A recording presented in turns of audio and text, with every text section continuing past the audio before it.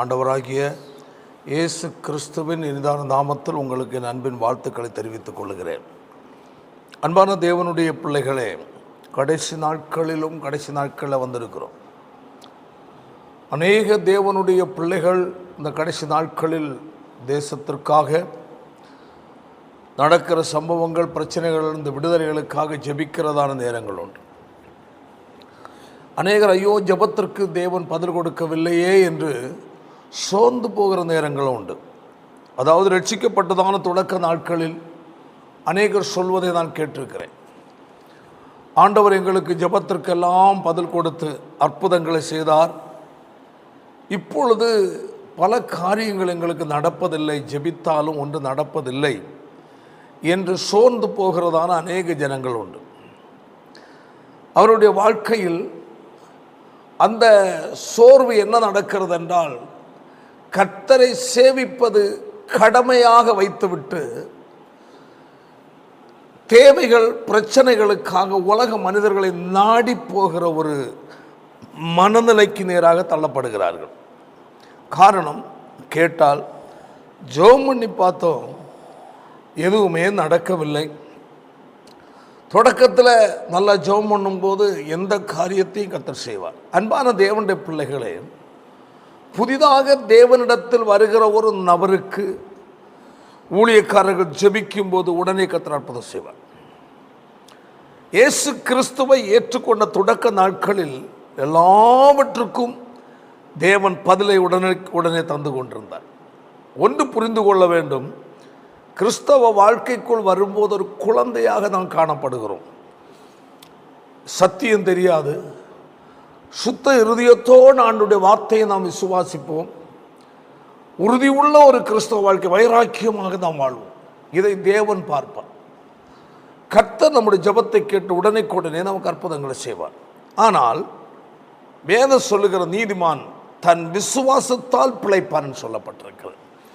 வாழ்க்கையில் வளர வளர வருடங்கள் போக போக நம்மிடத்தில் தேவன் எதிர்பார்ப்பார் என்னவென்றால் விசுவாசம். தேவன் எனக்கு அற்புதம் செய்வார் என்ற ஒரு விசுவாசம், ஒரு சுத்த இருதயத்தோடு விசுவாசிக்கிற விசுவாசத்தை தேவன் நம்மிடத்தில் எதிர்பார்ப்பார். அது நம்மிடத்தில் இல்லாமல் போகும்போது என்ன நடக்கிறது என்றால், பதில் கிடைக்க தாமதிக்கிறது. உடனே மனிதர்கள், தேவனுடைய பிள்ளைகள் என்று சொல்லுகிறவர்கள், உலக மனிதர்கள், உலக பரிகாரிகள், சுயமாக தாமாகவே பல காரியங்களை செய்து வாழ்க்கையில் பல நிலையில் தோல்வி அடைந்து சோர்ந்து போயிருக்கிற நேரங்கள் உண்டு. அன்பான தேவனுடைய பிள்ளைகளே, வேதத்தில் நமக்கு ஒரு வசனம் இருக்கிறது. என்னவென்றால், லூக்கா எழுதின சுவிசேஷம் அதனுடைய 18வது அதிகாரம் 1ஆம் வசனத்தை வாசிப்போமாக. சோர்ந்து போகாமல் எப்பொழுதும் ஜெபம் பண்ண வேண்டும் என்பதை குறித்து, சோர்ந்து போகாமல் எப்பொழுதும் ஜெபம் பண்ண வேண்டும் என்பதை குறித்து அவர்களுக்கு அவர் ஒரு ஓமையை சொன்னார் என்று கர்த்தருடைய வேதம் என்று சொல்லுகிறது. கர்த்தர் ஸ்தோத்திரம். சோர்ந்து போகாமல், ஏன் சோர்வு வருகிறது? வாழ்க்கையில் எதிர்பார்த்த காரியங்கள் நடக்காமல் இருக்கும்போது அல்லது நடக்க தாமதிக்கும் போது நம்முடைய வாழ்க்கையில் அநேகருக்கு சோர்வு வந்து விடுகிறது. ஐயோ, நான் ஜெபித்தேனே, நான் இதை கேட்டேன், அதை கேட்டேனே, எனக்கு நடக்கவில்லையே. அதாவது நாம் விரும்பின காரியம் நடக்கவில்லை என்றால் அதையே நாம் நினைத்து தேவ சித்தம் எது என்ன என்பதை நாம் எதிர்பார்ப்பதில்லை. அதை தான் செய்ய வேண்டும் என்று பிடிவாதமாக சுய இச்சையை நிறைவேற்றுவதற்காக நாம் பிரயாசப்பட்டு விடுகிறோம். அதனால் நம்முடைய வாழ்க்கையில் பல நெருக்கங்கள், வேதனைகள், சோதனைகள் வருகிறது. வேதம் சொல்லுகிறது, பிரைஸ் காட், அதாவது இச்சையானது நாம் விரும்பினதை அடைய வேண்டும் என்று நினைத்து அதற்காக ஜெபிக்கிறோம். அது நடைபெறாத பட்சத்தில் நாம அதை செய்ய முற்படுகிறோம். அது நம்முடைய வாழ்க்கையில் கண்ணியாய் மாறிவிடுகிறது. பிறகு ஆவிக்குரிய வாழ்க்கையில் சோர்வடைந்து கர்த்தரோடு உள்ளதான அந்த ஆதி அன்பிலிருந்து தேவ பிள்ளைகள் வழி விலகி போய்விடுகிறார்கள். வேதம் சொல்லுகிறது, சோர்ந்து போகாமல் எப்பொழுதும் ஜெபம் பண்ண வேண்டும் என்று அந்த வேத பகுதியில் ஒரு அருமையான ஒரு சம்பவத்தை ஆண்டவர் சொல்லுகிறார். வேதம் சொல்லிவிட்டு நீடிய பொறுமை உள்ளவராக இருந்த அவர்களுக்கு நியாயம் செய்கிற தேவன் என்று கர்த்தருடைய வேதம் சொல்லுகிறது. அன்பான தேவனுடைய பிள்ளைகளே, ஒரு கர்த்தருடைய பிள்ளைக்கு தேவன் மேல் ஒரு விசுவாசம் வேண்டும், மட்டுமல்ல பொறுமை வேண்டும். ஆமென். என் தேவன் என் வாழ்க்கையில் செய்வார், கட்டாயம் என் ஜெபத்திற்கு கர்த்தர் பதில் கொடுப்பார் என்ற ஒரு விசுவாசம் நம்முடைய வாழ்க்கையில் இருக்க வேண்டும். நாம் விரும்பினதை அடைய வேண்டும் என்று இருக்கக்கூடாது. Praise God. இந்த விஷயத்தை குறித்து என் தேவனுடைய சித்தம் என்ன, நான் கேட்கிற காரியம் என் தேவனுக்கு சித்தமானதானா? அங்கு 2 யோவானில் சொல்லப்பட்டிருக்கிறது, அவருடைய சித்தத்தின்படி நாம் கேட்டால் கர்த்தர் நமக்கு செய்வார் என்று நாம் விசுவாசிக்கிறோம். Praise God. பாருங்கள், அதை வாசிப்போம்.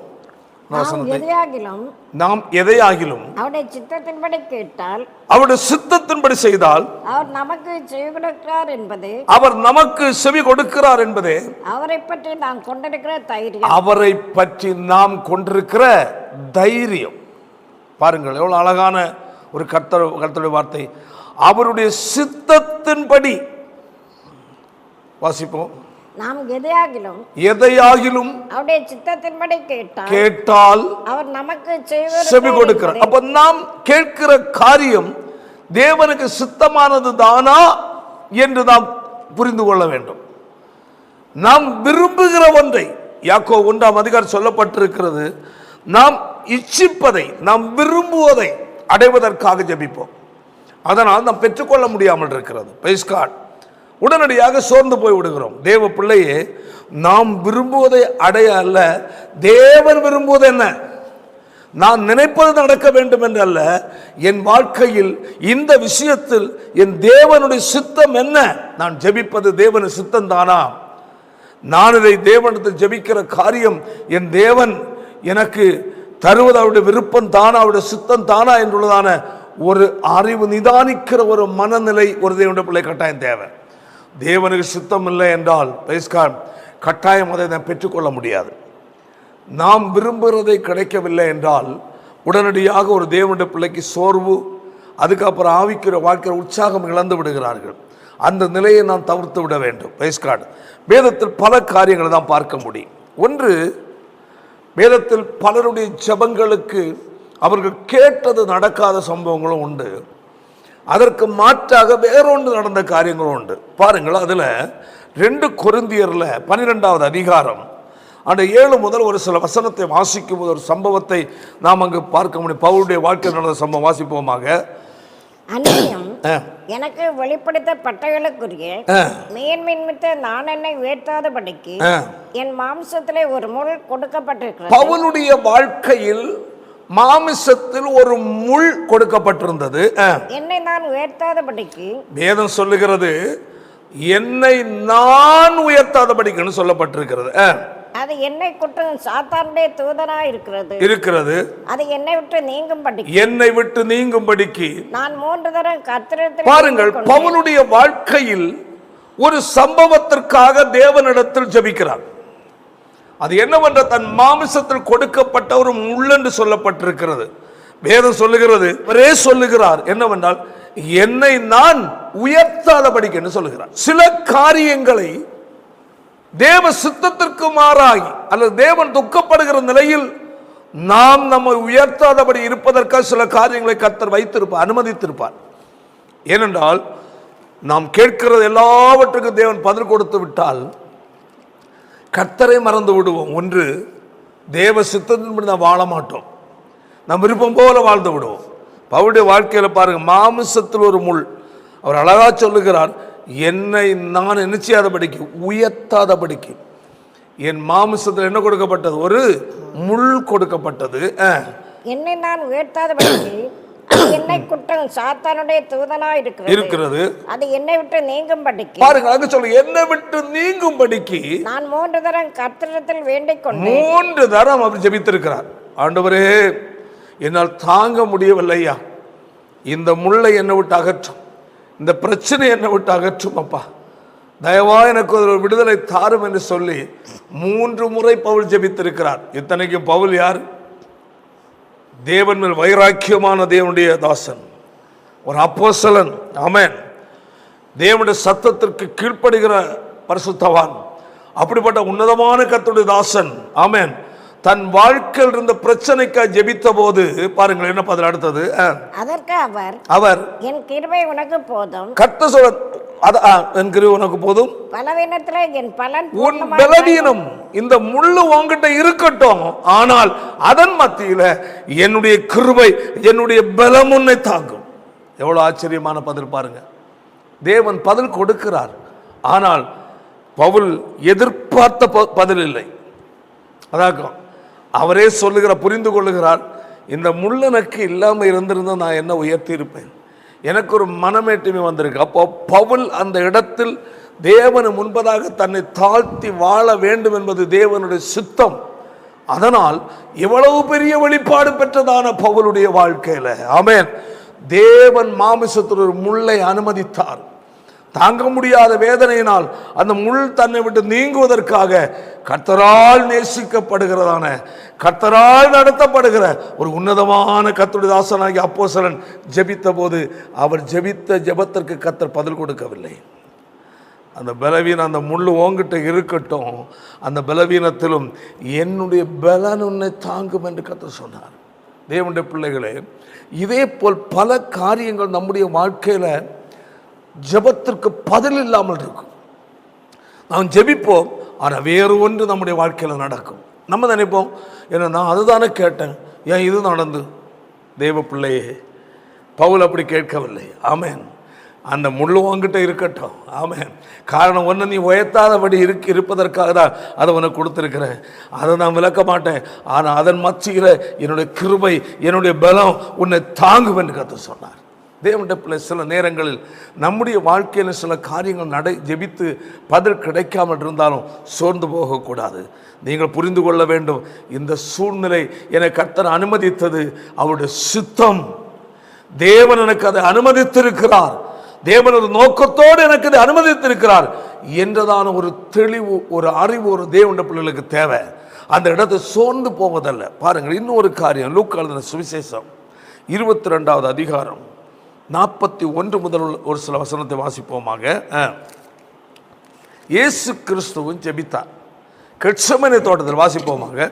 அவர்களை விட்டு கல்லறை தூரம் அப்புறம் போய் முழங்கால் படியிட்டு, கல்லறை தூரம் அப்புறம் போய் முழங்கால் படியிட்டு, பிதாவே உமக்கு சித்தமானால் இந்த பாத்திரம், உமக்கு சித்தமானால் இந்த பாத்திரம் என்னை விட்டு நீங்கும்படி செய்யும், ஆயினும் என்னுடைய சித்தத்தின்படி அல்ல உம்முடைய சித்தத்தின்படி.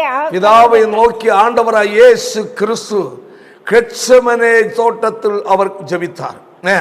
அப்பொழுது எப்படி ஜெபிக்கிறார்? Praise God. பிதாவே, இந்த பாத்திரம் சிலுவை பாடாகிய, பாருங்கள், மாமிச சரீரத்தில் இருக்கிற ஆண்டவராய் இயேசு சிலுவையில் அவர் படப்போகிற பாடை முன்கூட்டியே யோசித்து சிந்தித்து அவர் வருத்தப்படுகிறார். அந்த வேதனை அவர் சிந்திக்கிறார். ஐயோ, எவ்வளவு கொடிதான வேதனை என்பதை அவர் சிந்திக்கிறார். அப்பொழுது ஜெபிக்கிறார், பிதாவே, இந்த பாத்திரம் என்னை விட்டு நீங்கும்படி செய்யும். ஏனென்றால் அந்த வேதனையை முன்கூட்டியே யோசிக்கிறார். ஆமென். யோசித்து இது நடக்காதபடி தடுத்து போடும் என்று நாம் கேட்பது போல அங்க ஒரு வார்த்தை ஆண்டவர் உச்சரிக்கிறார். ஆகிலும் சொல்லிவிட்டு சொல்லுகிறார், ஆகிலும் என்னுடைய சித்தத்தின்படி அல்ல, என்னுடைய சித்தத்தின்படி அல்ல உம்முடைய சித்தத்தின்படி ஆக கடவது. ஹல்லேலூயா. பாருங்கள், அந்த இடத்தில் என்னை விட்டு நீங்கும்படி செய்யும், ஆகிலும் என்னுடைய சித்தத்தின்படி இல்லை உம்முடைய சித்தத்தின்படி என்று ஜெபிக்கிறார். அந்த வேதனையின் சூழ்நிலையை முன்கூட்டியே அவர் புரிந்து, ஆமென், அந்த காரியத்திற்காக இயேசு ஜெபித்தார். உடனே பிதாவாகிய தேவன் குமாரன் அந்த வேதனை வழியாக கடந்து செல்லக்கூடாது என்று அதை தடுக்கவில்லை, மாற்றவில்லை. வாசிப்பாடுத்தது. அப்பொழுது வானத்திலிருந்து ஒரு தூதன், என்ன நடந்தது? வானத்திலிருந்து ஒரு தூதன் தோன்றி அவரை பலப்படுத்தினார். பாருங்கள், அதான் அடுத்தது.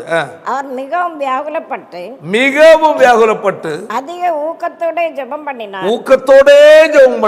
அவருடைய வேர்வை இரத்தத்தின் பெருந்துளிகளால் தரையிலே விழுந்தது. இயேசுவினுடைய வேர்வை இரத்தத்தின் பெருந்துளிகளால் தரையில் விழுந்தது. அவ்வளவு வேதனையோடு ஜெபித்தார். ஆமென். அவருடைய ஜெபத்திற்கு பதில் என்ன நடந்தது தெரியுமா? தூதன் வந்து அவரை திடப்படுத்தினான், பலப்படுத்தினான். அன்பான தேவனுடைய பிள்ளைகளே, இயேசுவை ஏற்றுக்கொண்ட ஒரு தேவனுடைய பிள்ளைகளுடைய வாழ்க்கையிலேயும் சில காரியங்கள் நம்முடைய ஜெபிக்கும் போது உடனடியாக பதில் கிடைக்கவில்லை என்று சோர்ந்து போகக்கூடாது.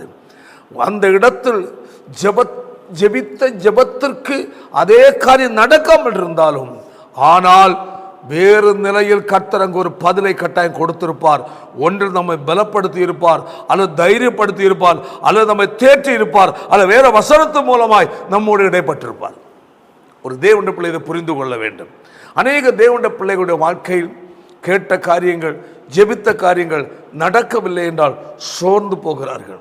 நான் ஆண்டவருக்கு எத்தனையோ முறை ஜெபம் பண்ணேன், மணிக்கூறு கணக்காக ஜெபம் பண்ணேன், உபவாசம் பண்ணி நான் ஜெபம் பண்ணேன், ஆண்டவரை செய்யவே இல்லை என்று சோர்ந்து போய் விடுகிறார். தேவனுடைய பிள்ளைகள் ஜெபித்து சில காரியங்கள் கிடைக்கவில்லை என்று சோர்ந்து போகக்கூடாது. அந்த இடத்தை புரிந்து கொள்ள வேண்டும். ஏதோ இந்த காரியத்தில் என் தேவனுக்கு சித்தமில்லை, தேவன் இந்த காரியத்தை விரும்பவில்லை, அதனால் என் கர்த்தர் எனக்கு இதை தடுக்கிறார், அல்லது உடனே நடக்காமல் இருந்தாலும் தொடர்ந்து பிறகு எனக்கு நடக்கும் என்ற ஒரு எதிர்பார்ப்பு வேணும். ஒரு தேவனுடைய பிள்ளைக்கு பொறுமை வேண்டும், விசுவாசம் வேண்டும், எதிர்பார்ப்பு நமக்கு தேவை. பாருங்கள், ஒரு சம்பவத்தை குறித்து வேதத்தில் பார்க்க முடியும். மத்தேயு எழுதின சுவிசேஷம் 15வது அதிகாரம். இயேசுவிடத்தில் ஒரு ஸ்திரீ வருகிறாள். 15வது அதிகாரத்தில் 22 முதல் ஒரு சில வசனத்தை வாசிப்போமாக.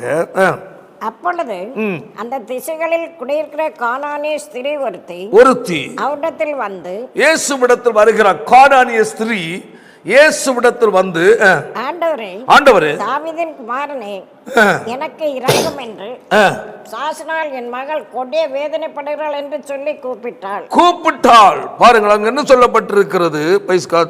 தாவீதின் குமாரனே, எனக்கு இரங்கும்.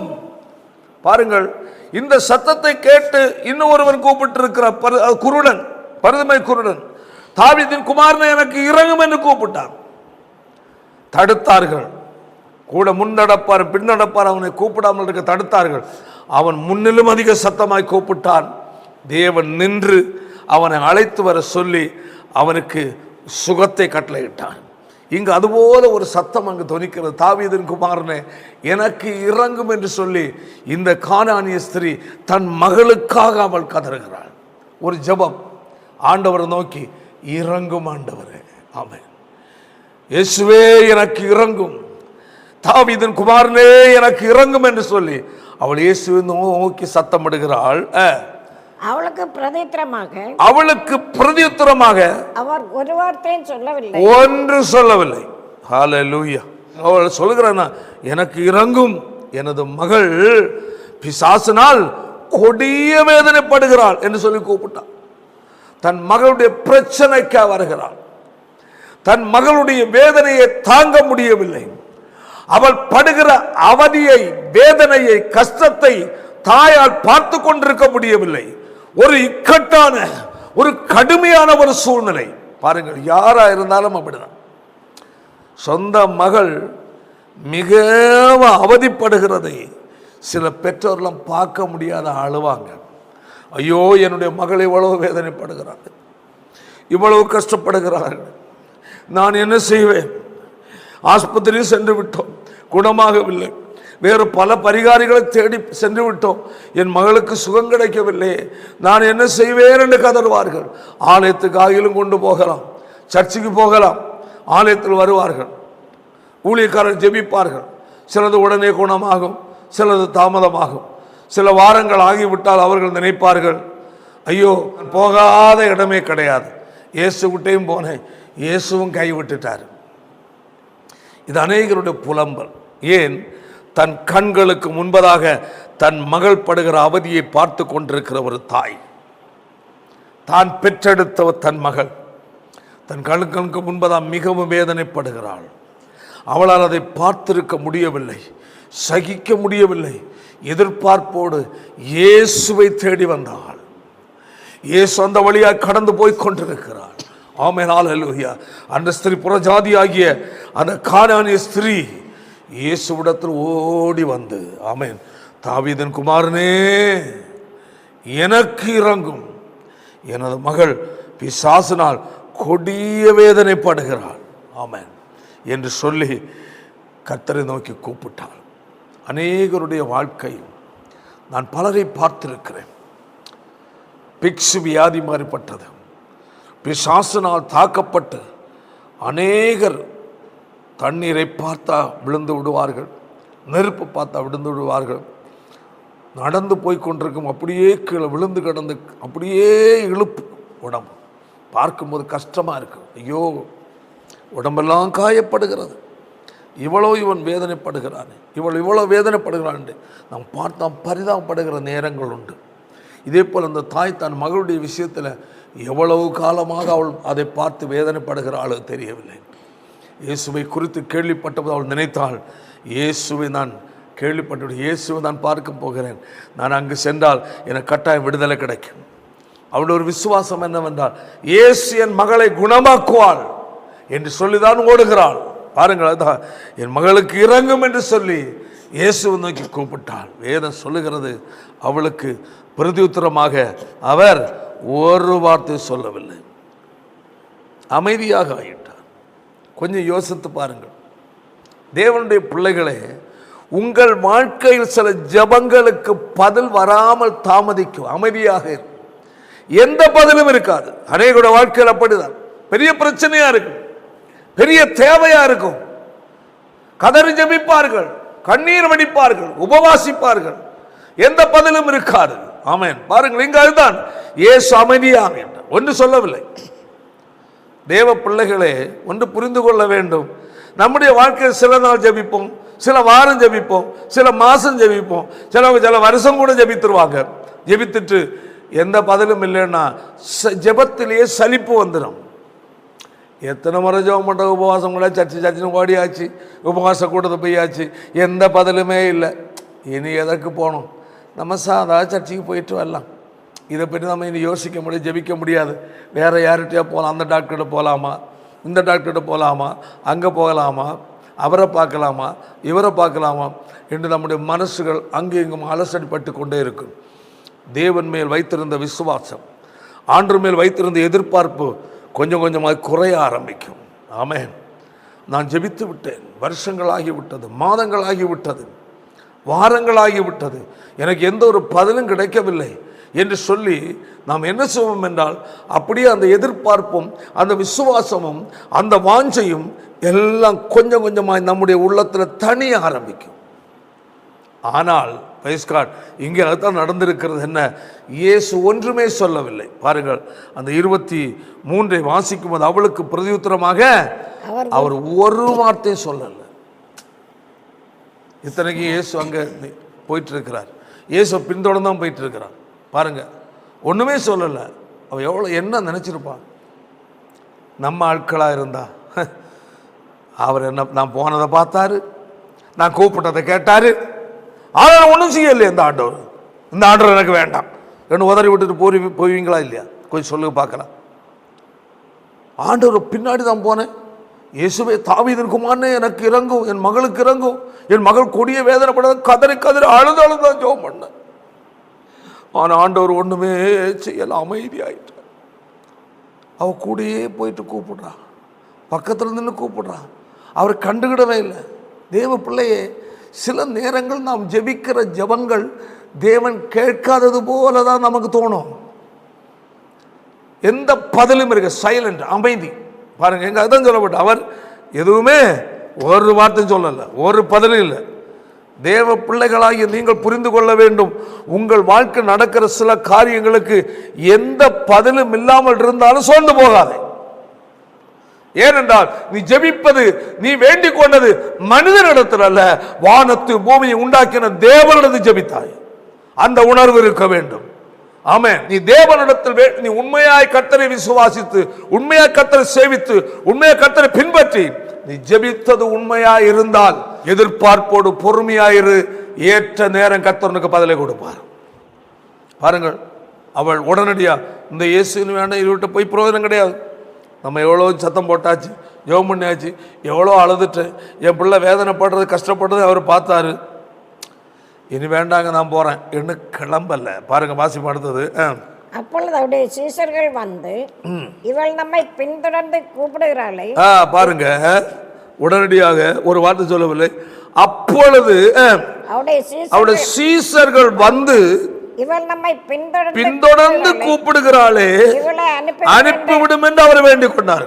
இப்ப பாருங்க, அவளுக்கு அவர் உதவி சப்போர்ட் பெருகுதாங்க, அவளுக்காக வேண்டிக் கொள்கிறாங்க. பாருங்கள், அதான் விஷயம். முதலாவது அவள் தனியா ஜெபித்தாள், கூப்பிட்டாள். இப்ப சீசர்களும் சேர்ந்து ஆண்டவரிடத்தில் ஜெபம் பண்றாங்க. அண்ட புரிந்து கொள்ள வேண்டும் தேவனுடைய பிள்ளைகள். இயேசுவை பின்பற்ற சீசருடைய ஜெபமாகும். யாருக்காக? அந்த ஸ்திரீக்காக, ஸ்திரீனுடைய மகளுக்காக அவங்க ஜெபம் பண்றாங்க. என்ன ஜெபம் பண்றாங்க? அவருடைய சீசர்கள் வந்து இவள் நம்மை பின்தொடர்ந்து கூப்பிடுகிறாளே சொல்றாங்க, இயேசுவே இவன் நம்ம பின்னாடியே வந்துட்டு பாவமாக இருக்க ஆண்டவர். நம்ம சொல்லுவோமே சில நேரம், ஆண்டவரை ஒன்று பாரு அப்பா, அது படுக பாட நம்ம சொல்லுவோம், அது படுக பாட பாரு ஆண்டவரை, ஒன்று குணமாக்கும் அப்பா, ஏதாவது ஒன்று செய்யும் அப்பா நம்ம ஜெபிச்சிருவோம் சிலருக்காக. இது ஊழியக்காரங்களுடைய வாழ்க்கையில் ஜெபம் பண்ணுற பழக்கம் உண்டு. விசுவாசிகள் சிலருக்காக ஜெபம் பண்ணுவோம் பாரத்தோடு.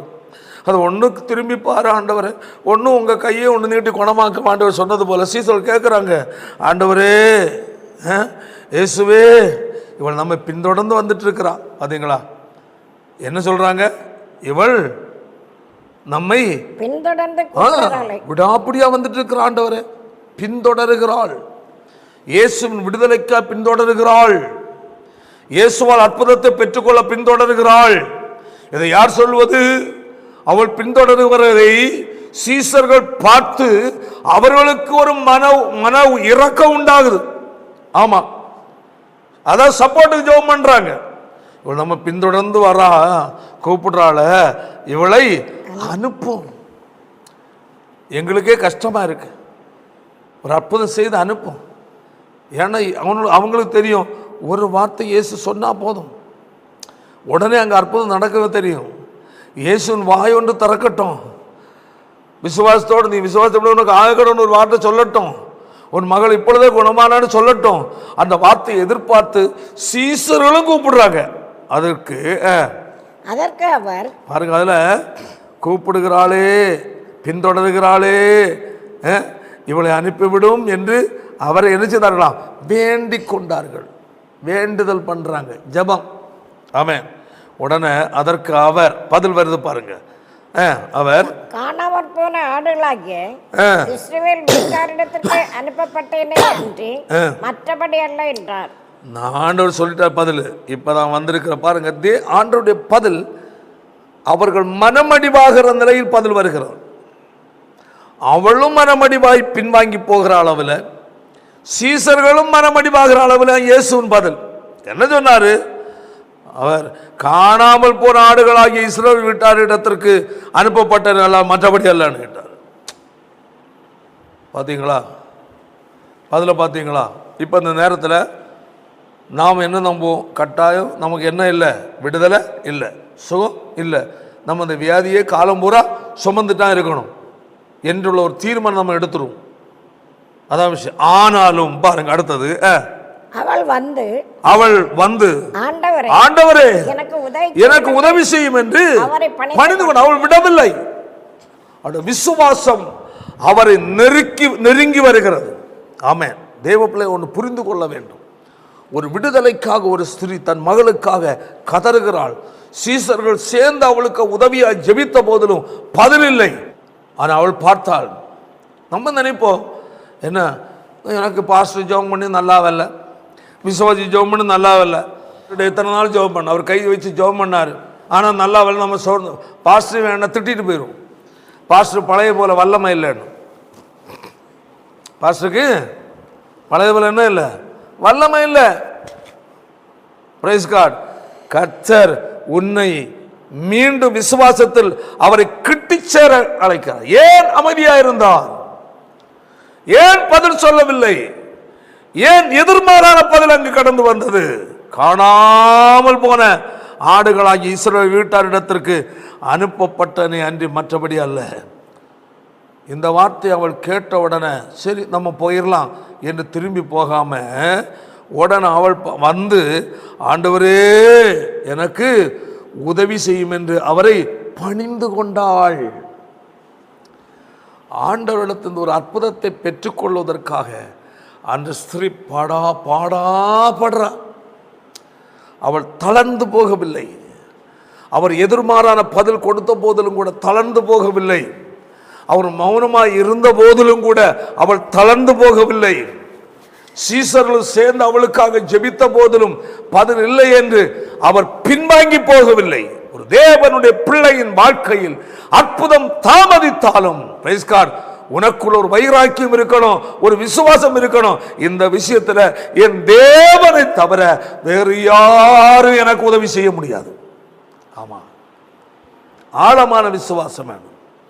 என்னுடைய இந்த பிரச்சனையில, என் மகனுடைய இந்த பிரச்சனையில, என் குடும்பத்தின் பிரச்சனையில எனக்கு உலகத்தில் எந்த மனிதனாலும் எனக்கு உதவி இல்லை.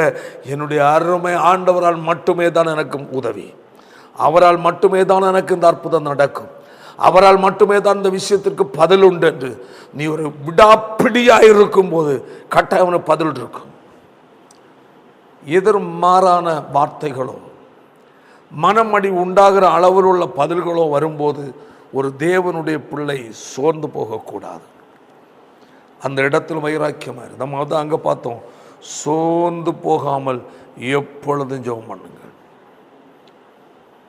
அந்த பட்டணத்தில் உள்ள நியாயாதிபதி அந்த நியாயாதிபதி இடத்தில் தன் பிரச்சனை சொல்லுகிறாள். ஆனால் அவள் கண்டுகொள்ளவே இல்லை. அவளுக்கு நியாயம் செய்யவே இல்லை. ஆனாலும் அவள் விடவில்லை. அவளுக்கு தெரியும், எனக்கு இந்த பட்டணத்தில் ஒரே ஒரு நியாயாதிபதி தான் உண்டு, ஒரே தலைவன் தான் உண்டு, எனக்குரிய நீதி அந்த மனிதன் மூலம்தான் கிடைக்க வேண்டும் என்று ஆழமான ஒரு அறிவு, ஒரு தெளிவு, ஒரு விசுவாசம் இருந்தது. விடாப்பிடியாய் ஆமென் ஒவ்வொரு நாளும் சென்றாள். நான் நினைக்கிறேன் தினமும் காலைல எழுந்து பார்க்கும்போது இவ தான் வந்திருப்பான் போல்.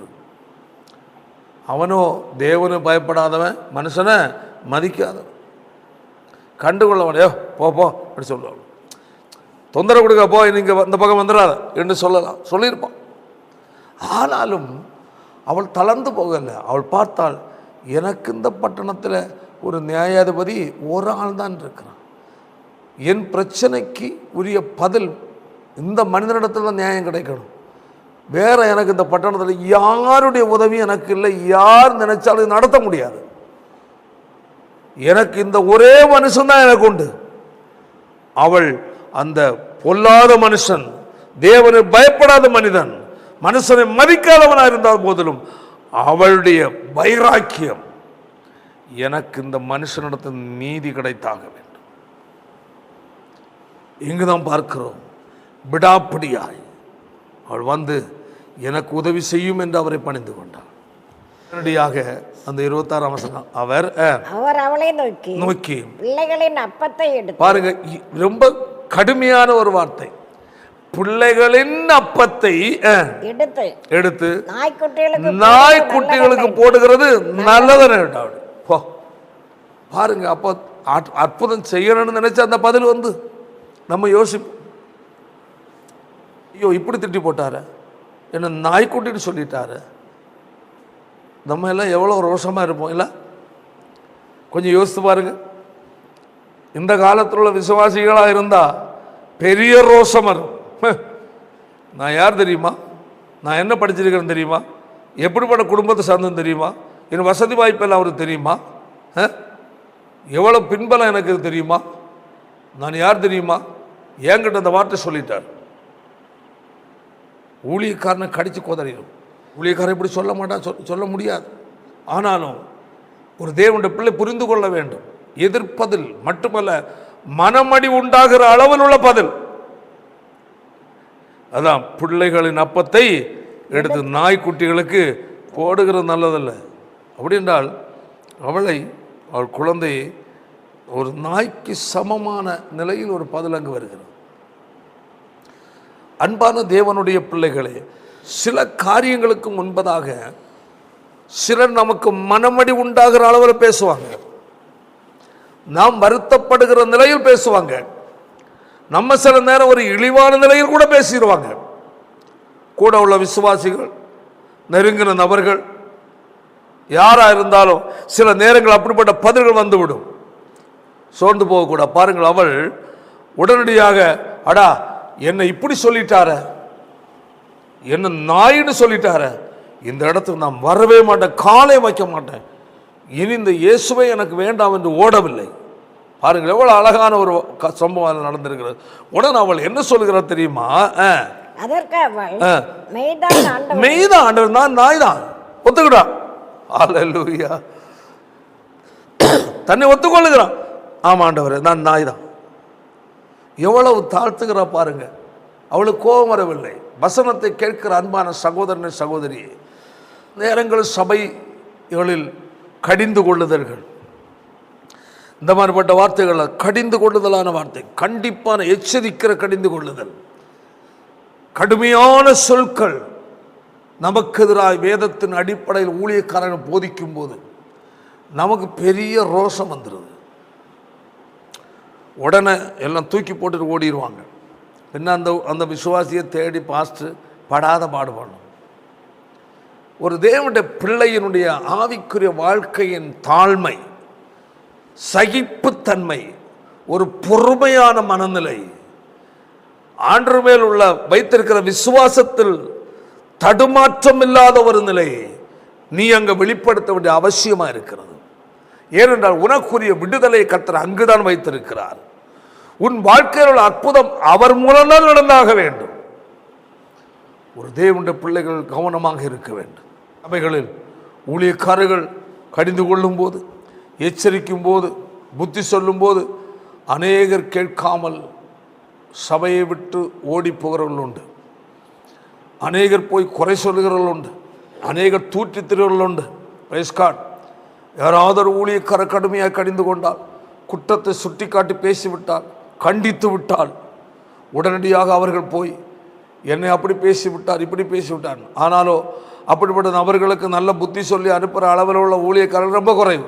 பரவாயில்ல, இங்கே வாங்க, நான் பார்த்துக்கிட்டேன் என்ன எடுக்கிறவர்கள் பலர் உண்டு. Praise God. ஆனால் இந்த ஸ்திரீயினுடைய வாழ்க்கையில் பாருங்கள், பிள்ளையினுடைய அப்பத்தை நாய்க்குட்டிகளுக்கு போடுகிறது நல்லதல்ல என்றார். இதோடு அவள் போனோம். ஆனால் அதற்கு பதில் அவருடைய நோக்கம் என்ன? இயேசுவால் தான் என் மகளுக்கு விடுதலை என்பதை அங்கு வெளிப்படுத்துகிற பாருங்க. அதற்கு அவள் மெய்தான் ஆண்டவரே, உண்மைதான், அந்த நாய் தான். ஆகிலும் நாய்க்குட்டிகள் தங்கள் எஜமான்களின் மேஜையில் இருந்து விழும் துணிக்கைகளை துண்ணுமே என்றார். அந்த இடத்தில் தன்னை அந்நியனாய், அந்நிய ஸ்திரியாய் காட்டிக் கொள்ளவில்லை, இயேசுவை, அதாவது எஜமானனாய் பார்க்கிறாள். ஹல்லேலூயா.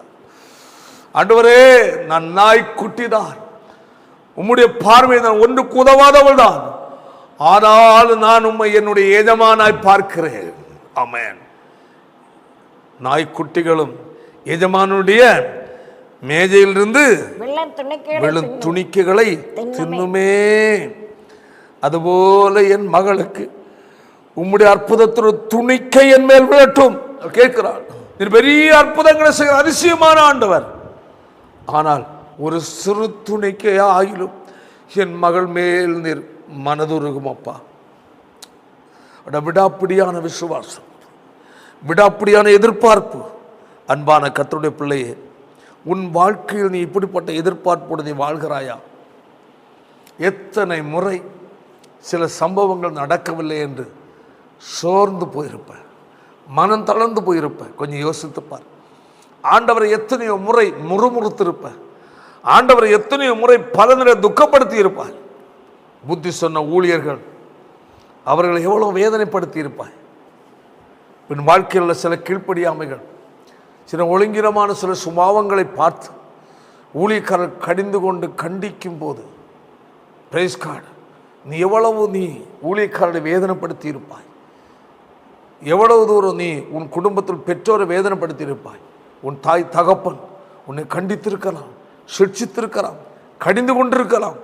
உன் கீழ்ப்படியாமைக்காக அவர்கள் உன்மேலுள்ள அக்கறையின் அடிப்படையில் கரிசனின் அடிப்படையில் உன்னை கடிந்து கொண்டிருப்பார்கள்.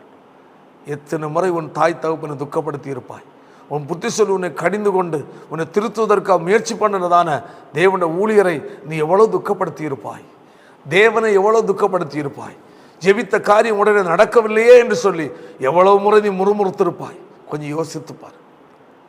கர்த்தர் உன்னை பார்த்து சொல்லுகிறார், இந்த ஸ்திரியை பார்த்து நீ கற்றுக்கொள்.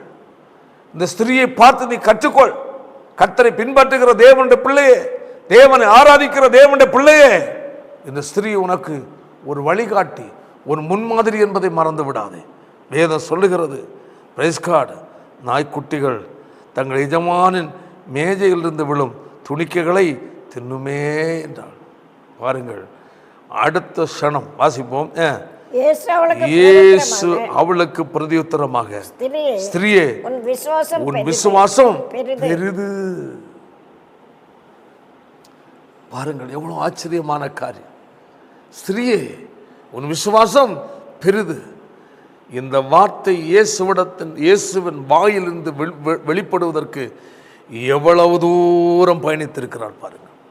எவ்வளவு பொறுமையாக இருந்திருக்கிறார், எவ்வளவு சந்தேகப்படாமல் இருந்திருக்கிறார், எவ்வளவு விசுவாசத்தோடு இருந்திருக்கிறார், அவிசுவாசப்படாமல் இருந்திருக்கிறார், மனமடிந்து போகாமல் இருந்திருக்கிறார், ஆண்டவரை முறுமுறுக்காமல் இருந்திருக்கிறார். பாருங்கள், இந்த பதில் வருவதற்காக அப்பா ஒவ்வொரு டைம் அவர் இயேசுவிடத்தில் வந்து வணங்கும் போது, முழங்கால் பண்ணிட்டு பணிந்து கொள்ளும் போதும் அவளுடைய இருதயத்தின் மனநிலையை கர்த்தர் பார்க்கிறார்.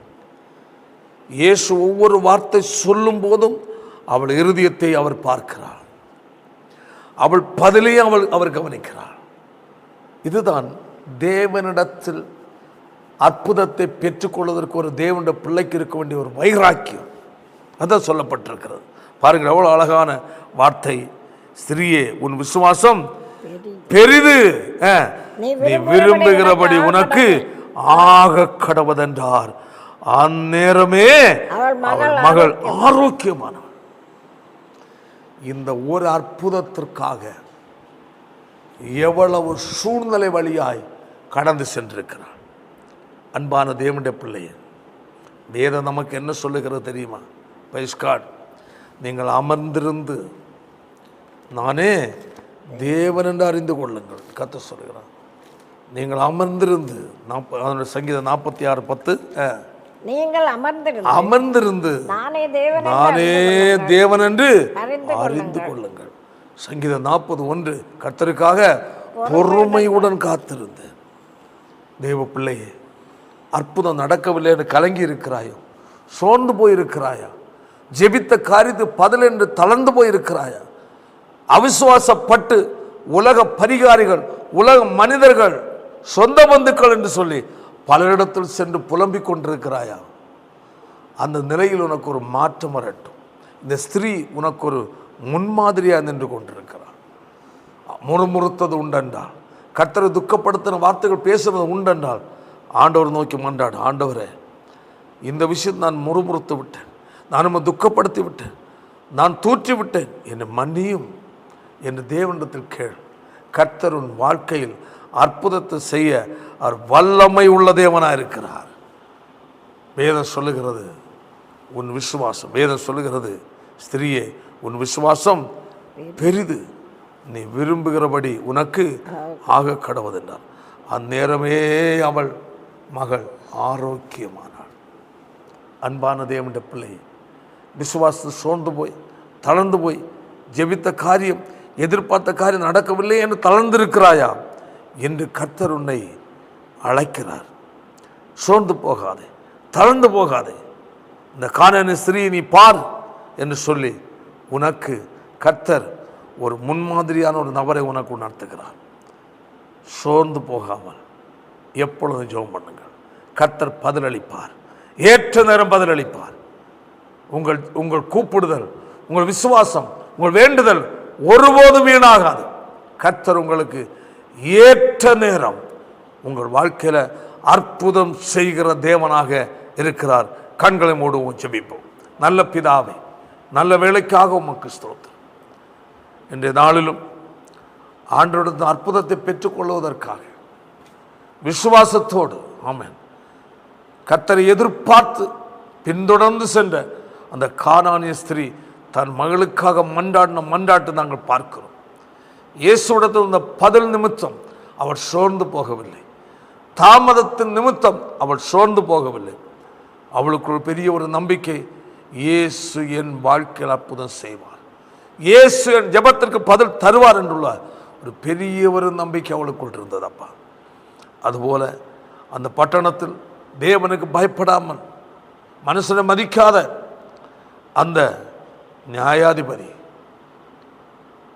அந்த விதவையாகிய ஸ்திரீ தன் விஷயத்திற்காக தனக்கும் தன் அயலானுக்குரிய விஷயத்தில் நீதிக்காய் சென்றாள். ஒவ்வொரு நாளும் சென்றாள். கடைசியாக அங்கு அவளுக்கு நீதி செலுத்தினான் என்று பார்க்கிறோம். இங்கு நாங்கள் பார்க்கும்போது பிரைஸ் கார்டு ஆண்டவர் அற்புதத்தை செய்தீர் என்று நாங்கள் பார்க்கிறோம். இந்த விஷயத்தில் தேவனுடைய பிள்ளைகள் சோர்ந்து போகாதபடி வைராக்கியம் விசுவாசத்தோடு உம்மை சார்ந்து உம்மை பின்பற்றி உம்மிடத்தில் மன்றாடி விடுதலை பெற்றுக்கொள்ள ஒவ்வொருக்குள்ளே கர்த்தர் விசுவாசத்தை கட்டளையிடுவீராக. வார்த்தையை கேட்ட ஒவ்வொருடைய வாழ்க்கையிலிருந்து கிரியேச்சு ஜெபத்தை கேட்டபடி நாளும் உமக்கு ஸ்தோத்திரம். இயேசுவின் மூலம் ஜெபிக்கிறோம் பிதாவே, ஆமென். ஆலயம் செல்லுவதே அது மகிழ்ச்சியை தந்திடுவே, என் சபையுடனே உம்மை துதித்திடவே கிருபையும் கிடைத்திட்டதே, என் சபையுடனே